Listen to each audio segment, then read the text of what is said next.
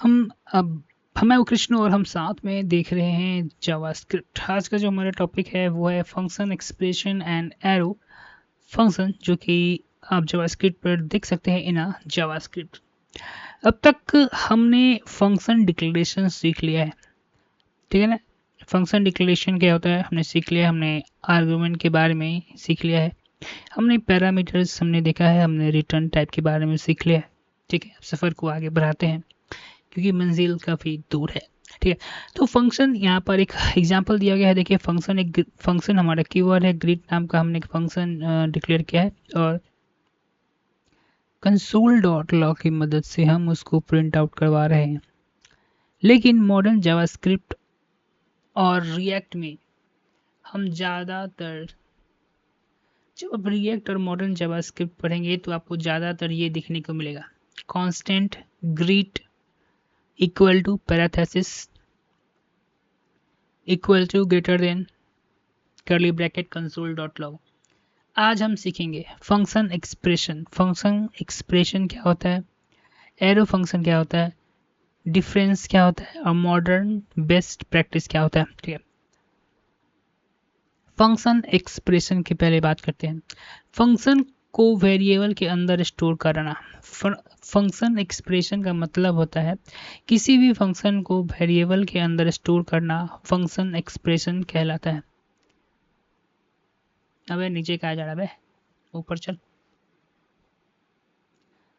तो हम लोग देख रहे हैं फंक्शन एक्सप्रेशन। मैं फिर से समझाता हूँ, अगर किसी भी फंक्शन को आप वेरिएबल के अंदर स्टोर करते हैं तो वो फंक्शन एक्सप्रेशन कहलाता है।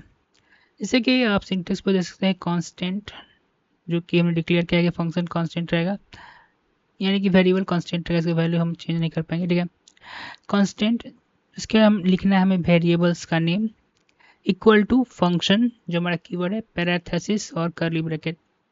ठीक है, सिंटेक्स हमने देख लिया, उसी को हम एग्जांपल में कन्वर्ट कर रहे हैं। कांस्टेंट ग्रीट फंक्शन हमारा है equal to function keyword parenthesis और कर्ली ब्रेस के अंदर कंसोल डॉट लॉग हेलो।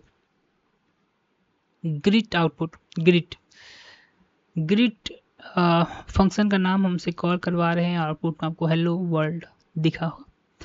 उसके बाद हम अब डिस्कस करने जा रहे हैं function declaration buses function expression क्या होता है। ठीक है, ये काफ़ी अच्छा क्वेश्चन है, आपसे पूछा जा सकता है इंटरव्यू में कि function declaration and function expression बताओ। तो ऊपर देखिए, ऊपर जो एग्जांपल दिया गया है वो है फंक्शन डिक्लेरेशन का, जहाँ पर आप देख सकते हैं फंक्शन ग्रीट डिक्लेयर किया गया है और एग्जीक्यूटेबल कोड जो है वो हेलो वर्ड है। नीचे दिया गया है फंक्शन एक्सप्रेशन, ठीक है ना, वहाँ पर कांस्टेंट ग्रीट। तो एग्जाम्पल से आप अगर सिंपल शब्द में कहें तो जो नॉर्मल फंक्शन हम लोग बनाते हैं जो किसी वेरिएबल के अंदर स्टोर नहीं होता है उसको हम लोग फंक्शन डिक्लेरेशन कह सकते हैं। और फंक्शन एक्सप्रेशन कहते हैं वे फंक्शन जो हम किसी फंक्शन को डिक्लेयर करते हैं लेकिन उसे एक वेरिएबल में स्टोर कराते हैं तो उसे हम फंक्शन एक्सप्रेशन कहते हैं।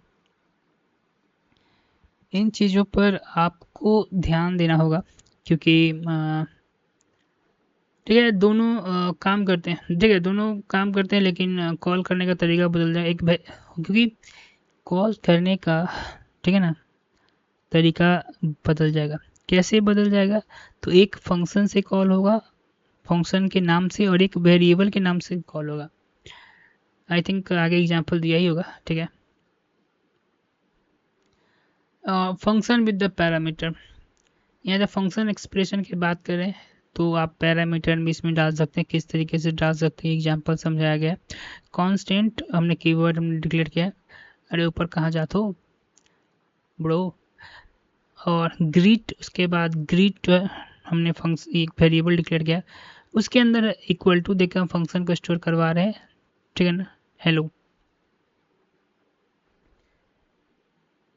बस एक चीज़ याद रखना है कि जो नॉर्मल फंक्शन में की फंक्शन की वो उसका नाम रख देते हैं, ठीक है ना, और जब फंक्शन में किसी का नाम आप स्टोर करवाते हैं फंक्शन एक्सप्रेशन में तो यहाँ पर नेम ना होकर नेम हम समझिए कि वेरिएबल डिक्लेयर करें, बस इतना ही याद रखना है तुमको। ठीक है, दोनों सेम काम करते, ठीक है। हाँ, फंक्शन विद द पैरामीटर्स यहाँ पर लिखा है, कांस्टेंट हमने लिखा है, उसका उस फंक्शन का नाम हमने ऐड रखा है। जहाँ पर अब तुम देख सकते हो फंक्शन कीवर्ड है, उसके बाद मैप पैराथेसिस के अंदर हमने a, b एक पैरामीटर डिक्लेयर किया है। उसके बाद रिटर्न हम a प्लस b चाहते हैं, ठीक है। कंसोल डॉट लॉग एड जो कि वेरिएबल है, उसके अंदर हमने दो पैरामीटर पास किए हैं, 10 और 20, ठीक है। और रिजल्ट में आउटपुट आपको 30 दिखाई दे रहा है, ठीक है।